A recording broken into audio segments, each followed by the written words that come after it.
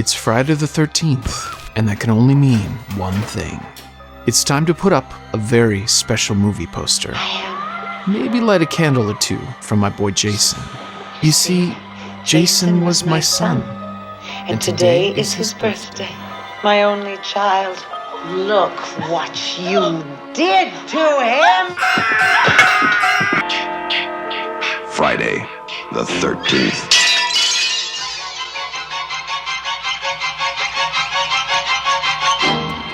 The original Friday the 13th was released 44 years ago in the spring of 1980 and went on to start a massive franchise. Made not as high art, but as a blatant cash grab. Halloween had made a lot of money at the box office, and we were going to rip it off. Friday the 13th endures as a classic of the slasher film genre. It was a major box office success that spawned over 9 sequels, a crossover, a remake, a bizarre TV show, and more in the works. So let's take a closer look at the main one-sheet poster for the film that started it all. What is going on? We're treated to an eerie nighttime scene in the wilderness. 5 teenagers face off against the imposing danger. Casual.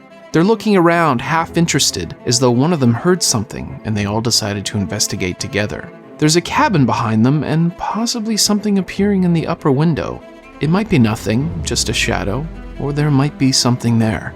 The artwork is highly detailed with striking highlights against black, almost like a velvet painting, but with less Elvis or hula dancing. The blue shades of the sky shine down on the teenagers and tree leaves below. This rather ominous twilight scene is completely framed and contained by the angry silhouette of a figure holding a knife that's dripping blood.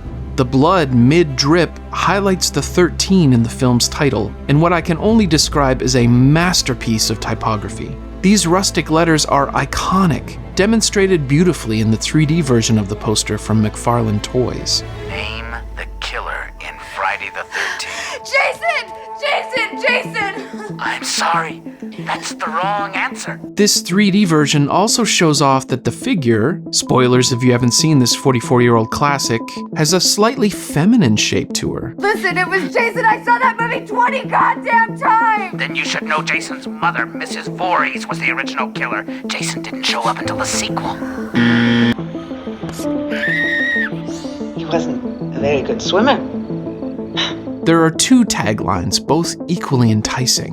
They were warned, they are doomed, and on Friday the 13th, nothing will save them. Friday the 13th, a 24-hour nightmare of terror.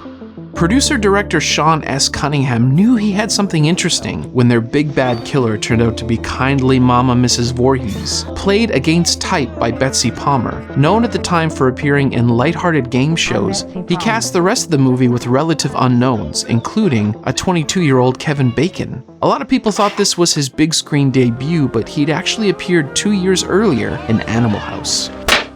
Thank you, sir. May I have another? The movie has a certain lo-fi feel, but features absolutely stellar physical effects from Tom Savini, some authentic performances, and a lively musical score from Harry Manfredini, filled with guttural hushed noises within the killer's mind.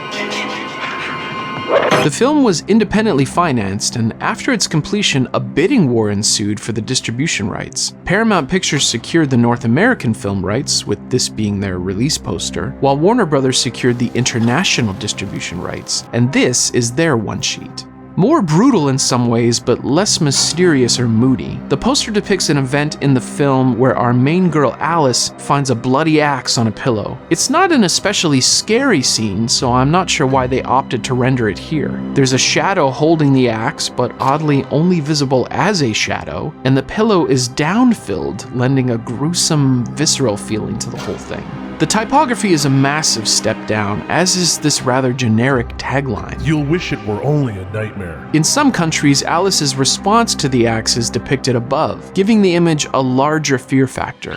Meanwhile, in Japan, the camp counselors reflect on their recent Jeep purchase. 13日の金曜日は高級車のジープを購入するのに最適の日です。 As for the German poster, I have no idea. Dieses Poster für Freitag den 13. ist irgendwie sehr komisch, aber auch irgendwie sexy. Over in the UK, this poster artist completely outdid themselves with this night and day montage, depicting colorful camp scenes below and a sorrowful moonlit nightmare above. I think the screaming face is supposed to be Janine Taylor's character Marcy, maybe? Hard to tell. I absolutely love this 3D text design from the film's opening title, and pretty cool this Jeep got prime placement yet again. On Friday the 13th, they began to die horribly, one by one. But not their Jeep. The ultimate in 4x4 driving experience. This artwork of the teenage campers in rural New Jersey was painted with real style and mood by artist Alex Ebel. Ebel had worked for years creating intricate, fantastical artwork for book covers and magazines. According to my research, this was the only movie poster he ever painted, except, oddly, for this ultimately unused poster for Friday the 13th Part 2. Apparently, the producers of the film felt that this original poster design gave too much of the film away, so they opted instead to release this.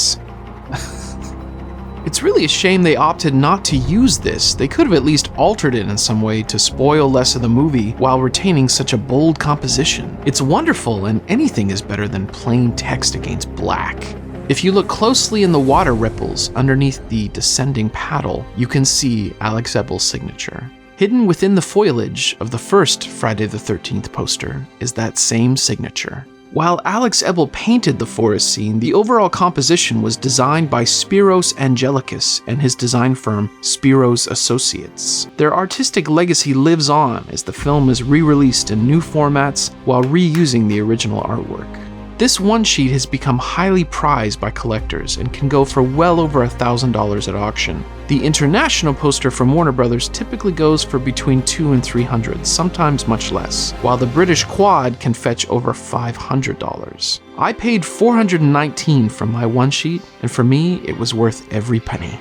Good art makes you feel, and this poster makes me feel nostalgic for a fuzzier, more mysterious era of watching horror films. It's amazing to drop in a 4K disc of some of these classic films. Hold on. And see them in pristine condition, looking even better than they probably did when they first were being shown in neglected movie theaters of the 1980s. But there was something just a little bit more foreboding about not having that picture clarity. You can't make out every detail, you can't see all of the frame, and it becomes a little easier to catch you off guard. I really love these movies, as bizarre and wacky as they are. That's a real part of their charm. With the franchise now in the hands of A24, we'll see what's on the horizon for Jason and Camp Crystal Lake. Until then, I have my original one sheet to remind me of how all of this started on one fateful Friday the 13th. This has been Paper and Light. Thank you so much for watching. I can't wait to show you more. Friday the 13th, man, there's just something, I don't know, cozy about these movies. That's a weird thing to say about a movie where people are brutally murdered, but I can't help it. You can judge me, that's fine. You know, by the end of the franchise, you've got people harpooned through the face.